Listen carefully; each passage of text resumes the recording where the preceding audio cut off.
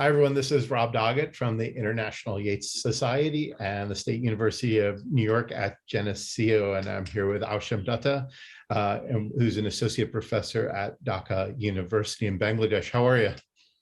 Yeah, I'm fine. Thank you, Rob. How are you? It's good to see you. And I know there's terrible weather. We're recording this in the summer of 2022. There's terrible weather, and we're all, I know everyone's thinking good thoughts about everything that's going on in Bangladesh right now with all of the flooding and storms. And I really appreciate you joining me, especially I think it's the middle of the night over there. Yeah. So thanks for coming. And I know your work from, you produced a piece for the Journal of International Yeats Studies, which I thought was fantastic on Chatterjee, that deals with Yeats and Chatterjee. And your book has come out recently, Mystic Modernity, that's on Yeats and Tagore. And I think that was with Routledge, right? And it came out in December. So I haven't looked at it yet, but I'm looking forward to getting a chance to read it. And I'm looking forward to seeing you at the Yeats International Summer School next month. So that's great. What are you working on right now in your research? Yeah, as you just mentioned, I just published my first monograph on Yeats and Tagore. And I have also been working on a new project on Virginia Woolf and Yeats. It has got to do with the idea of gender fluidity, androgyny, and others stuff. So yeah, I have also been working on a translation project, translating some of Yeats's plays into Bengali. I have just finished one play, The Shadowy Waters, and I'm thinking of doing a couple more, so that these plays can be introduced in our theaters, because people here know Yeats mostly for his poems and his relationship with Rabindranath Tagore. But yeah, I think Yeats's plays would be very popular if they can be kind of staged here in Bangladesh. Well, that's great. That's really interesting. I have a Yeats conversation that I'm in the preliminary stages of setting up with a scholar in Iran who's translated Yeats's poetry into Persian. So that'll be the first in a series of some of these conversations where I want to focus on translation. So maybe we can do another one after you've done some translating of his plays. I think that'd be a lot of fun. Sure, it would be great. Yeah. But we're talking about a poem today, Mohini Chatterjee, that's in The Winding Stair, and I'm going to ask you why you chose it. But before I do, I'll just say my experience with this poem, I always look in the wrong place for it, because I always think it's earlier in Yeats's career. Because I know he met Mohini Chatterjee in the 1880s, and I always think, oh, it's got to be in one of the earlier collections, maybe from the 1910s, like the Green Helmet or something. And then I'm always like, oh, wait, it's in The Winding Stair. And the other reason I forget about it is it's right before Byzantium.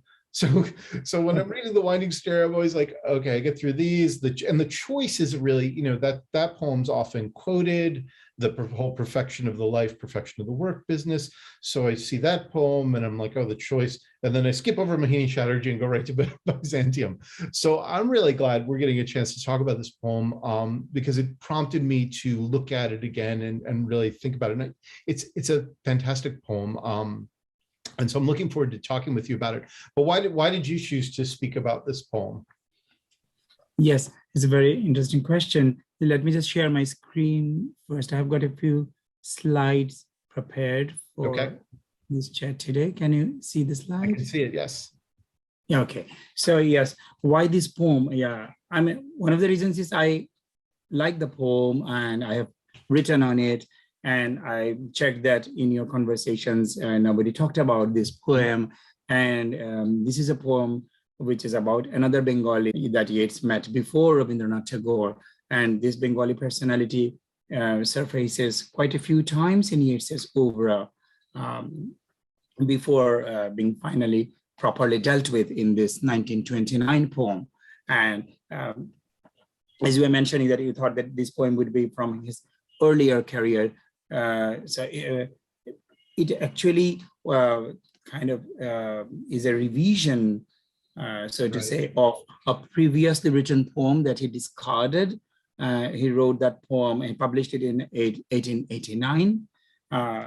with the Wanderings of Ocean and other poems. And that was Kanva on himself, right? Is that Kanva on himself, right? Yeah. Okay. So it was published along with other 3 Indian poems, which are now collected in Crossways. So yeah, so then he discarded that poem, and so, but he also wrote a newspaper article, the Way of Wisdom, in 1900 on Mohini Chatterjee and his experience with Mohini Chatterjee and the wisdom he taught. So this poem I thought would be interesting, and it also shows for me how Yeats engaged actively with the Indian wisdom that he kind of was introduced by Mohini Chatterjee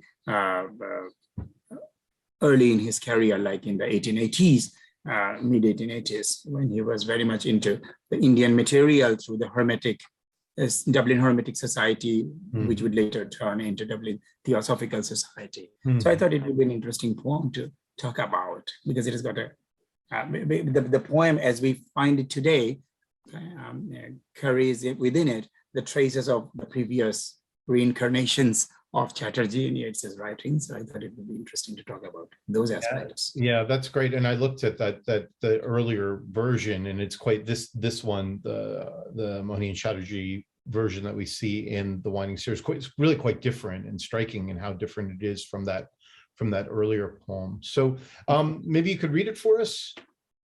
Okay. Let me change my slides. There we go. Oh, back. Yeah, here's the poem. Yeah. So Mohini Chatterjee, I asked if I should pray, but the Brahmin said, pray for nothing. Say every night in bed, I have been a king, I have been a slave, nor is there anything, fool, rascal, knave, that I have not been. And yet upon my breast a myriad heads have lain. That he might set at rest a boy's turbulent days, Mohini Chatterjee spoke this, or words like this. I add in commentary, old lovers yet may have all that time denied. Grave is heaped on grave that they be satisfied. Over the blackened earth, the old troops parade. Birth is heaped on birth, that such cannonade may thunder time away. Birth hour and death hour meet, or as great sages say, men dance on deathless feet. Thank you. It's really a nice poem, and it's I think the second stanza is I was struck by it when I was looking at it over the last couple of days, and how different it is from the earlier version, and how much it actually is in keeping with a lot of Yeats's ideas in the 30s, coming out of a vision and a different sort of way of thinking about this kind of Indian wisdom, I think. But anyway, let's. Do you want to look at the earlier version? I wanted to show that this is how the first poem looked like. So it's written in quatrain forms, A-B, rhyme scheme. So it's fairly straightforward, and some of the images that he talks about, he would later also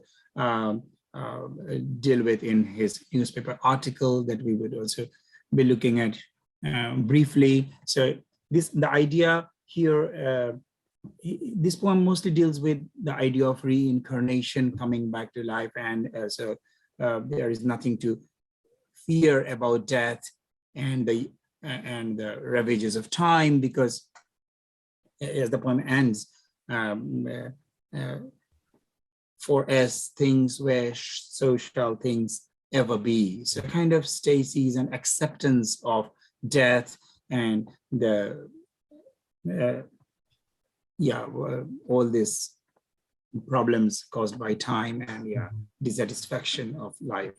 And so, but then in the next, the newspaper article that he wrote in 1900, he also talks about the similar kind of things, the idea of reincarnation. Somebody asked him if we should pray, but even prayer seemed to him too full of hope. He he said one should say before sleeping, I have lived many lives. It may be that I have been a slave and a prince, a similar kind of idea. And it ends by saying, everything that has been shall be again. So, the similar kind of notions. And then in 1908, he would revise this article into for his collected edition, and the title would be The Pathway. So there, it's interesting to see, I just had this final statements in both articles to show how there is a subtle change in the way he was retrospectively trying to make sense of his attitude towards the Indian material and Mohini Chatterjee's influence. The first one ends by saying, nor am I quite certain that any among us has quite awoke out of that dreams he brought among us. But in the Pathway, 1908 version, he says, how many years it has taken me to awake out of that dream. It seems that by the time he wrote The Pathway, he has kind of moved away from the spell that Mohini Chatterjee had cast on him. Can you talk about that a little bit, just quickly? What was so striking about Mohini Chatterjee for Yeats when he first encountered him in the 1880s? Oh, yes. Mohini Chatterjee, just to give a little bit of biographical details, Mohini Chatterjee was a Bengali theosophist. So he was a lawyer by profession, coming from a prominent Bengali family with connections with Raja Ram Mohan Roy.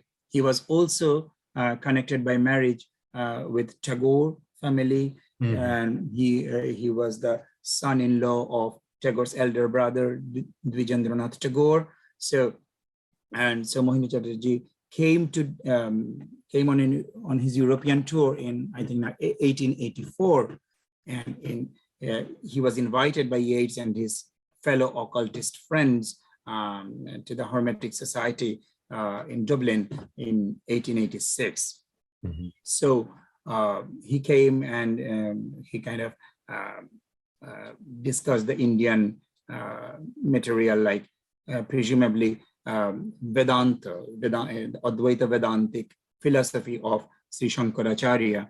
So among other stuffs, of course, the Bhagavad Gita and other material, because he was writing on and lecturing on those around that time. So, and of course, from Yeats's writings, it's obvious that he was talking a lot about the reincarnation doctrine in Hinduism and Buddhism, maybe.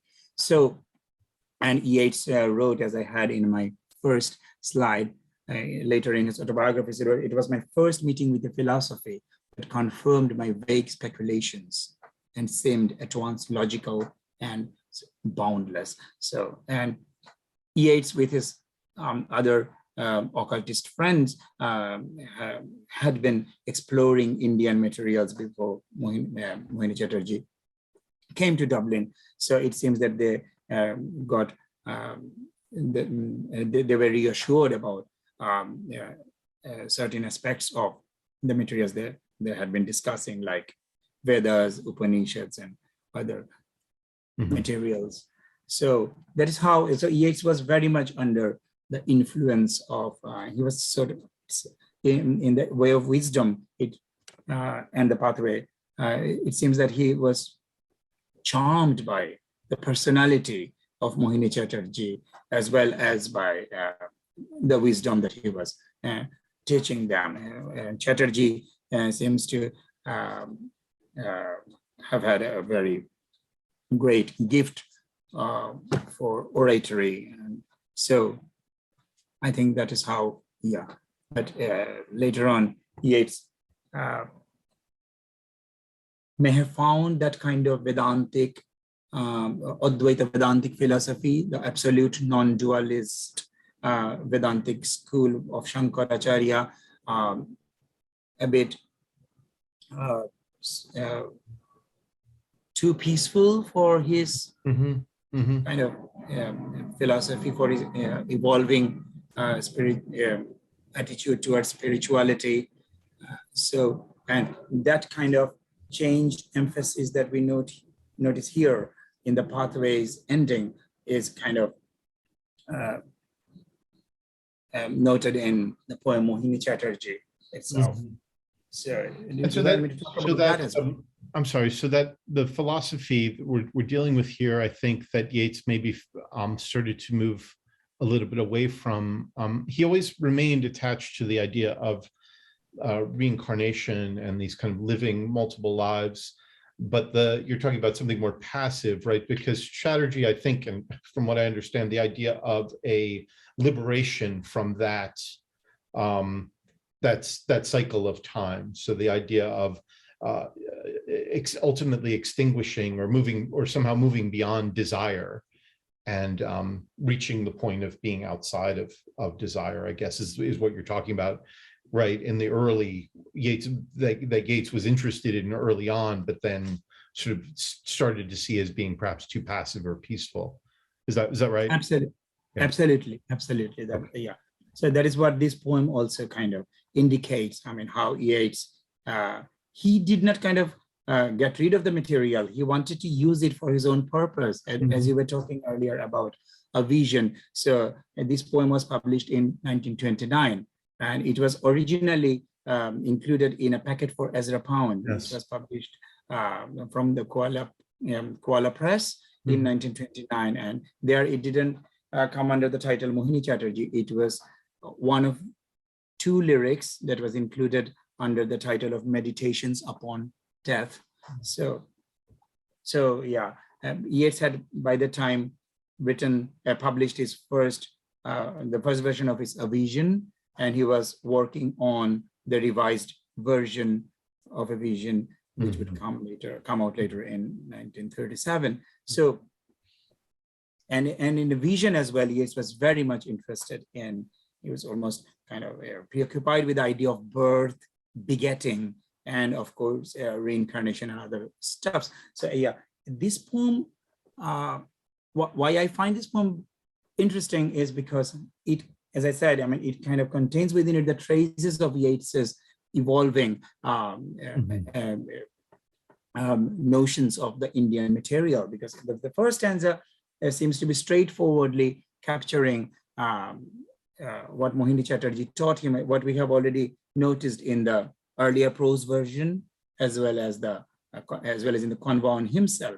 So I asked if I should pray, but the Brahmin said, "Pray for nothing, say every night in bed, I have been a king," etc., etc.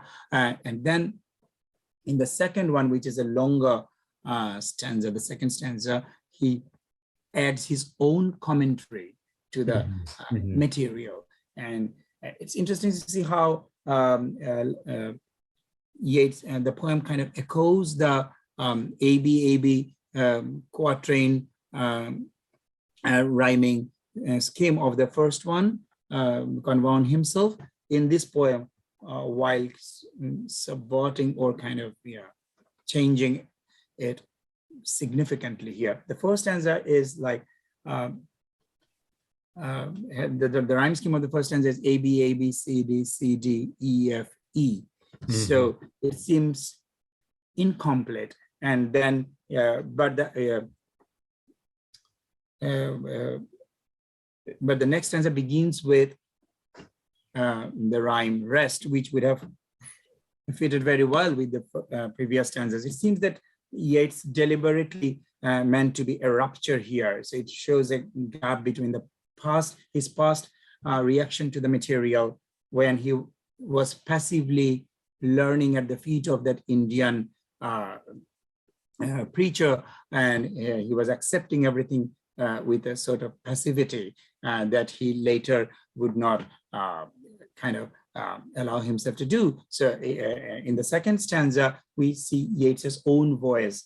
I mean, he is adding his own commentary, and his commentary bit has that,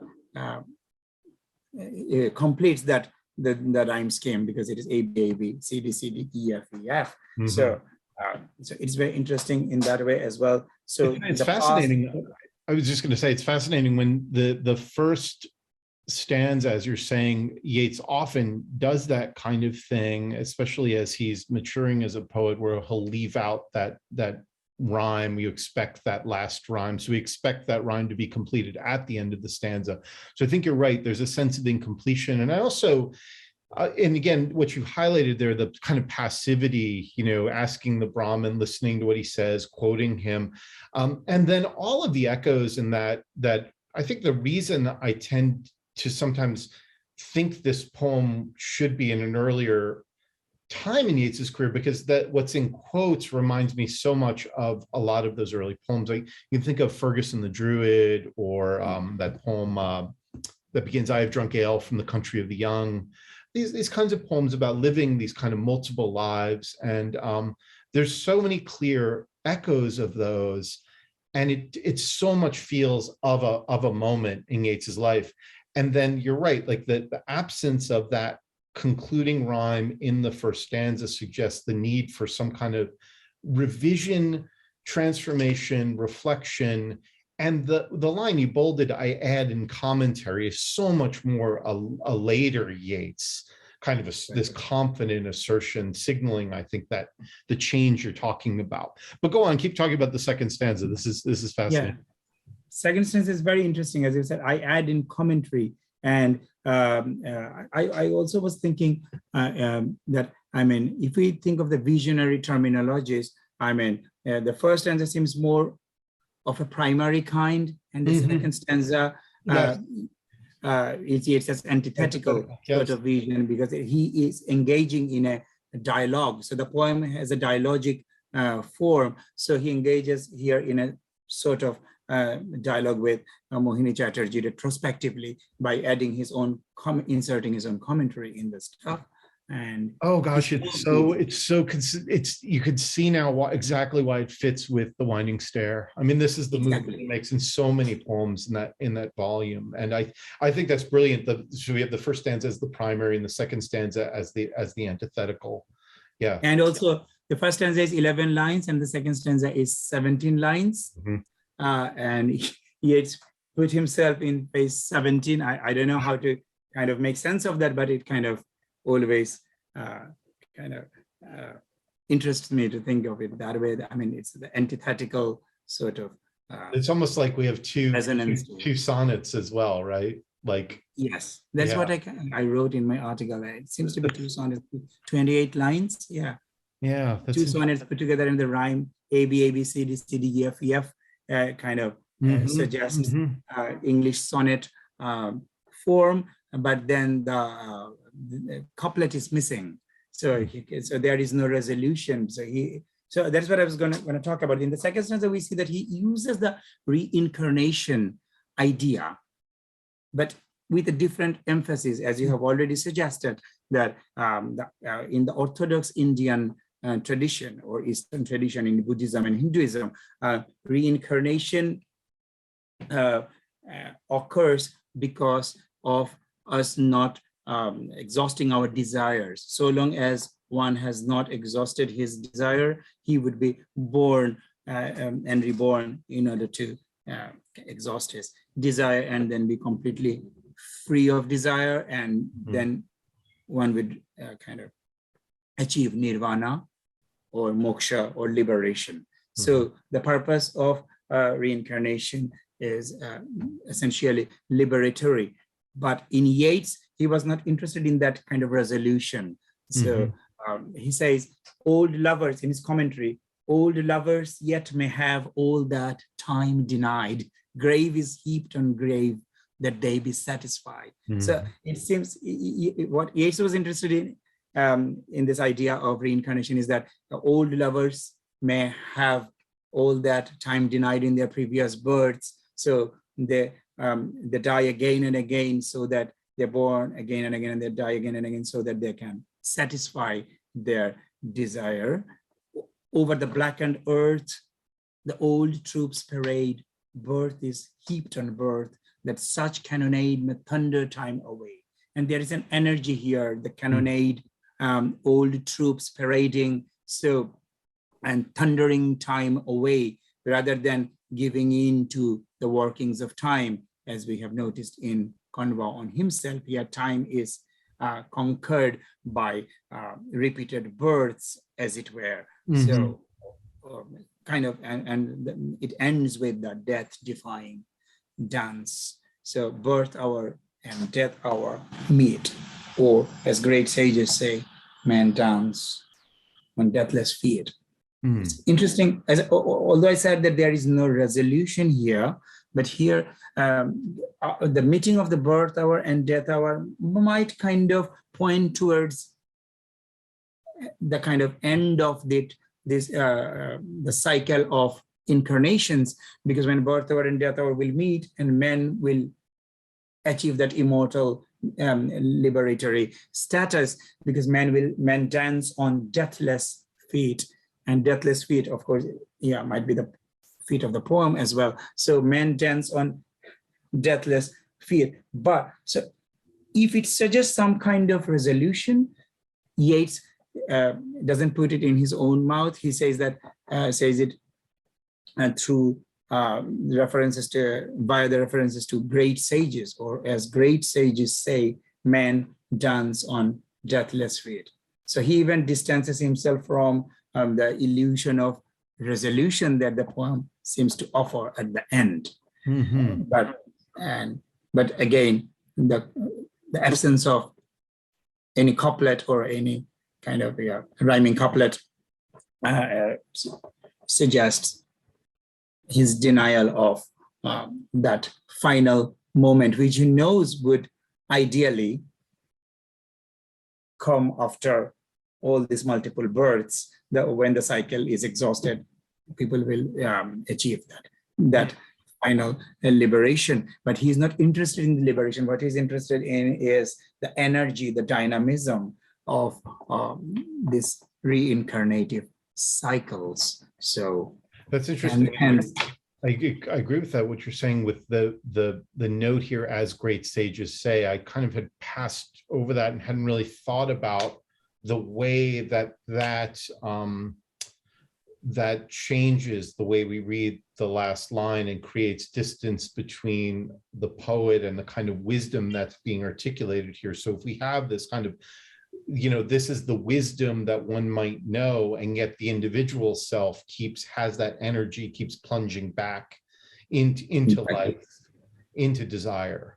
And so it's perfect. It's like it has the wisdom and the refusal of that, acceptance, knowledge, I guess, of the wisdom as being a kind of way of viewing the world, a philosophy, but one that then he can't seem to live. That desire keeps pushing him back, and there's a kind of joyful energy in a violence, cannonade, thunder. So it's not just a kind of joyful energy, but it's also a kind of violent energy as well. Yeah, that's what I said. It kind of seems to be in the antithetical phase of Yeats's philosophy, because we know that as he defines and the antithetical as being expressive, multiplicitous, and harsh and energetic. So yeah, as opposed to the calm and peace that is associated with the primary tendency towards the transcendental. And this poem also reminds me very much of another dialogic poem, a dialogue of self and soul. So the first stanza seems to be talking like the soul does in that poem, and this is the antithetical self speaking in the second stanza, engaging in a combative dialogue. And he's appropriating that Indian stuff, Indian material, the idea of reincarnation for his own purpose, and changing subtly the emphasis by focusing on coming back to this world again and again in satisfaction of desire, and the energy of the cycle. The process is what he's interested in, rather than the end motive, which is liberation.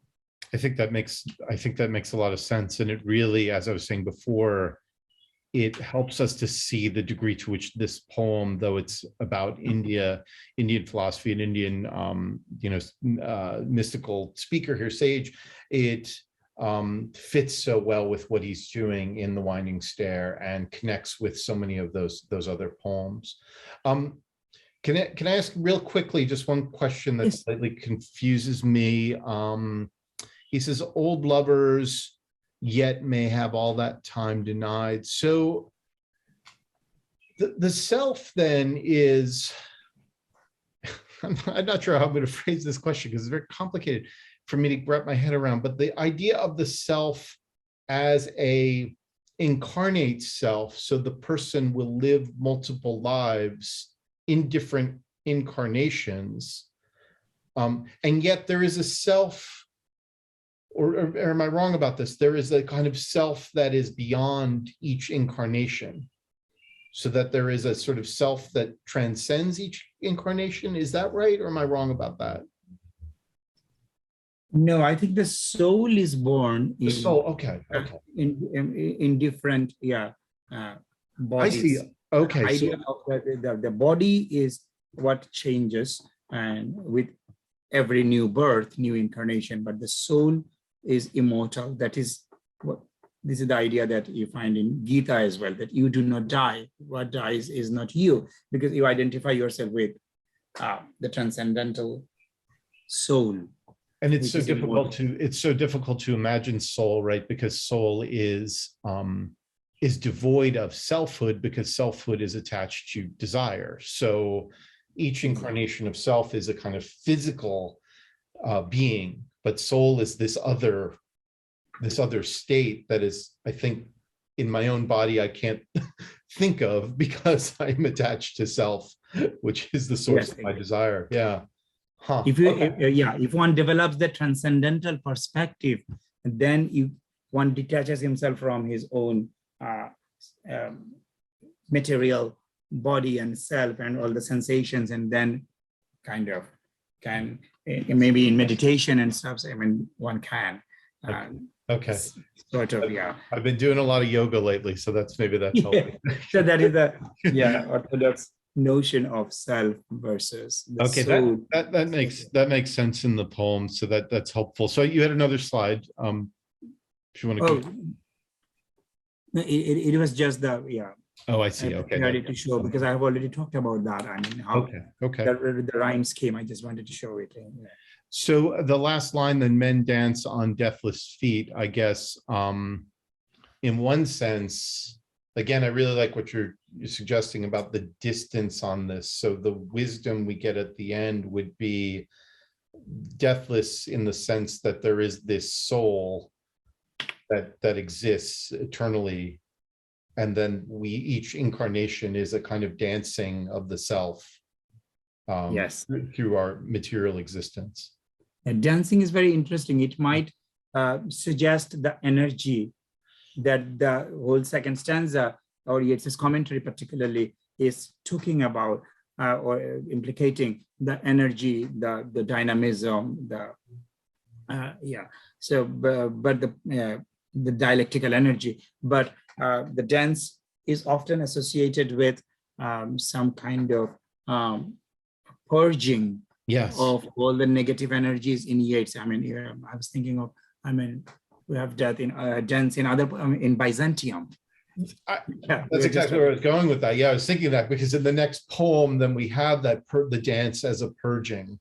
It's so great here too, because dance creating this different valence on the first stanza, where the existence, human existence, is something that we want to transcend. And dancing, I think of Buddhism here, the idea of the burning of desire, the way in which we burn with desire and our attachment to desire, the attachment to the self. And this is a more joyful, energetic sense of being in the wheel of time, being in existence, but it also has that idea of purging that looks forward to Byzantium, suggesting the possibility of liberation as well. It's very much so. So in that sense, this final image is very ambiguous. I mean, it might suggest both what the orthodox doctrine of reincarnation would promise, the liberation, and it also might suggest the energy and dynamism of defying death by taking birth again and again. So it might be both. So And that Lovely. ambivalence we get in so many of Yeats's greatest poems. And I think that's exactly right. Well, I think that's a great way to end. That was brilliant. I have not taught this poem very often. And like I said to you early on, I tend to skip over it for Byzantium. So this is great. The chance to really go back into this poem with my students. And I really, really enjoyed talking with you about this. Thank you very much. It was lovely to talk about this poem, and thanks for inviting me. I appreciate it. And I look forward to seeing you next month over in Sligo. Oh, yes, I'm very much looking forward to being Okay. there. Take care of yourself. Bye-bye. Take care. Bye-bye.